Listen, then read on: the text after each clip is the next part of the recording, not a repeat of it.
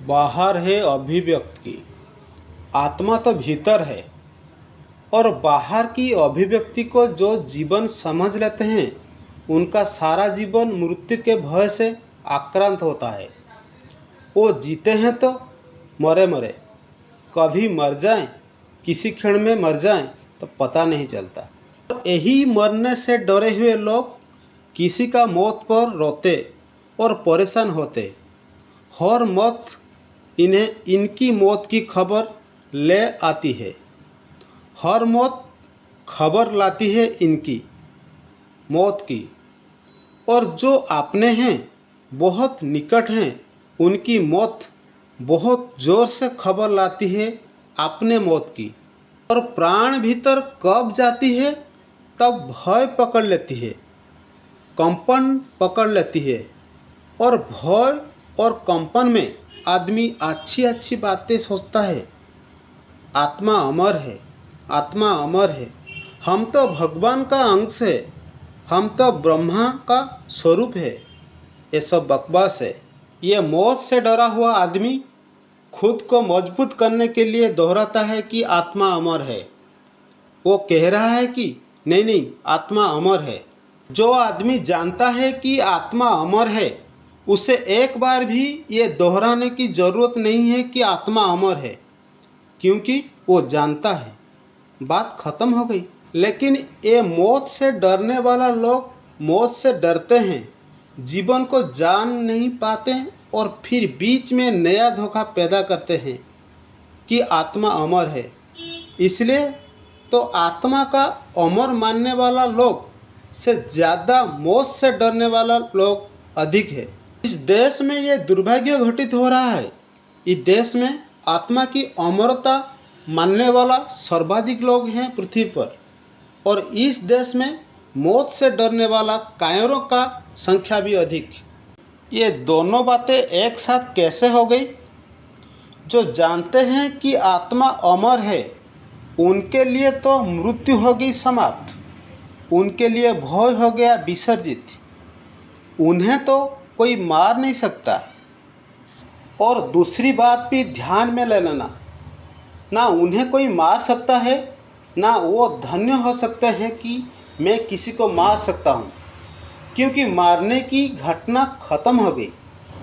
और इस राज को थोड़ा समझना जरूरी है। जो लोग कहेंगे आत्मा अमर है, वो मौत से डरे हुए हैं और दोहराते रहेंगे कि आत्मा अमर है। और ऐसे ही लोग बहुत अहिंसा बात भी करेंगे। दुनिया अहिंसक होना चाहिए, किसी को मारना बुरा है। लेकिन अगर उन्हें पता चल गया मृत्यु होती नहीं, तो मरने का डर है ना मारने का। भगवान कृष्ण ने कहा अर्जुन से, तू भयभीत मत हो, क्योंकि तू जिन्हें सामने खड़ी देख रहा है वो बहुत बार रहे हैं पहले भी। तू भी था, मैं भी था, हम सब बहुत बार थे और हमसे बहुत बार होंगे। जगत में कुछ भी नष्ट नहीं होता, इसलिए ना मरने का डर ना मारने का डर। सवाल है जीवन को जीने का। और जो मारने और मरने दोनों से डरते हैं, वो जीवन के दृष्टि में टोटल नपुंसक होते हैं। जो ना मर सकता है ना मार सकता है, वो जानता ही नहीं जो है उन्हें मारा जा सकता है ना मर सकता है। कैसी होगी वो दुनिया जिस दिन सारा जगत जानेगा भीतर से कि आत्मा अमर है। उस दिन मृत्यु का सारा भय विलीन हो जाएगा। उस दिन मरने का भय भी विलीन हो जाएगा, मारने की धमकी भी विलीन हो जाएगी। उस दिन युद्ध विलीन होंगे, उससे पहले नहीं। जब तक आदमी को लगता नहीं मारा जा सकता है, मार सकता हूँ, तब तक दुनिया से युद्ध विलीन नहीं हो सकते। चाहे गांधी समझाए अहिंसा और चाहे बुद्ध और महावीर, चाहे सारे दुनिया में अहिंसा की कितनी भी पाठ पढ़ाए जाएं, जब तक मनुष्य को भीतर से अनुभव नहीं पैदा हो सकता कि जो है वो अमृत है, तब तक दुनिया में युद्ध बंद नहीं हो सकते। जिनकी हाथों में तलवार दिखती है, ये मत समझ लेना कि वो बहुत बहादुर लोग हैं। तलवार सबूत है कि ये आदमी भीतर से डरपोक है, कायर है, कावड़ है। चौरास्तर पर जिनकी मूर्तियां बनाते हो तलवार हाथ में लेके, वो कायर के मूर्तियां हैं। बहादुर के हाथ में तलवार की जरूरत नहीं, क्योंकि बहादुर जानता है कि मरना और मरना दोनों बच्चों की बातें हैं। लेकिन एक अद्भुत प्रवचना आदमी पैदा करता है। जिन बातों को वो नहीं जानता है, उन बातों को भी इस भ्रांति कोशिश करता है कि जैसे हम जानते हैं। भय के कारण भीतर है भय। भीतर वो जानता है कि मरना पड़ेगा। लोग रोज रोज मरते हैं। भीतर वो देखता है कि शरीर छीन हो रहा है, जवानी गई, बुढ़ापा आ रहा है। देखता है कि शरीर जा रहा है और भीतर दो रहा है कि आत्मा अजर है, अमर है। वो अपने विश्वास जुटाने की कोशिश कर रहा है, हिम्मत जुटाने की कोशिश कर रहा है कि मत घबराओ, मत घबराओ। मौत तो है, लेकिन नहीं, ऋषि मुनि कह रहे हैं कि आत्मा अमर है, अजर है।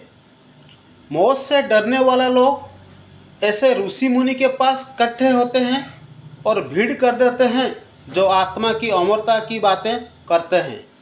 मैं यही नहीं कह रहा हूँ कि आत्मा अमर नहीं है। मैं यही कह रहा हूँ कि आत्मा का अमरता का सिद्धांत मौत से डरने वाला लोगों का सिद्धांत। आत्मा की अमरता को जानना बिल्कुल दूसरी बात है। और ये भी ज्ञान रहे कि आत्मा की अमरता को वही जान सकते हैं जो जीते जी मरने का प्रयोग कर लेते हैं। मौत में होता क्या है? प्राणों की सारे ऊर्जा जो बाहर फैली हुई है, विस्तीर्ण है, वो वापस सिकुड़ती है, अपने केंद्र पर पहुंचती है। जो ऊर्जा प्राणों की सारे शरीर की कोने कोने फैले हुए है, वो सारे ऊर्जा वापस सिकुड़ती है, बीच में वापस लौटती है। शरीर जैसे दिए को हम मंदा करते जाएं, धीमा करते जाएं, तो फैला हुआ प्रकाश सिकुड़ आएगा, अंधकार गिरने लगेगा।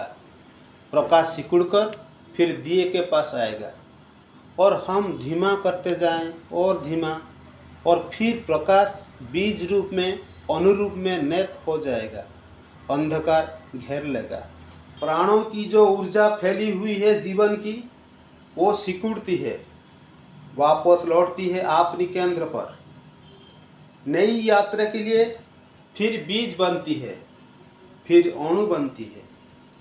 ये जो सिकड़ाव है, इसी सिकड़ाव से, इसी संकोच से पता चलता है कि मैं मरा। क्योंकि जिस समय जीवन समझता था वो जा रहा है, सब कुछ छूट रहा है। हाथ पैर शिथिल होने लगे, श्वास खोने लगे, आँखों ने देखना बंद कर दिया, कानों ने सुनने बंद कर दिया।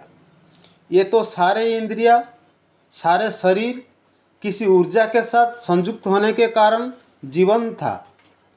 ऊर्जा वापस लौटने लगी, देह तो मुर्दा हो गया। घर का मालिक घर छोड़ने के लिए तैयार करने लगा। घर उदास हो गया, निर्जन हो गया। मृत्यु के इस क्षण में पता चलता है कि जा रहा हूँ, डूब रहा हूँ, समाप्त हो रहा हूँ। और इस घबराहट के कारण मैं मर रहा हूँ। इस चिंता और उदासी के कारण, इस पीड़ा के कारण मैं मर रहा हूँ। मन में एंग्जाइटी पैदा कर देती है कि इस मृत्यु की अनुभव को जीवन से आदमी वंचित रहता है। मृत्यु को जानने के लिए चाहिए शांति। बहुत बार हम मर चुके हैं, अनंत बार, लेकिन अभी तक मृत्यु को जान नहीं पाए।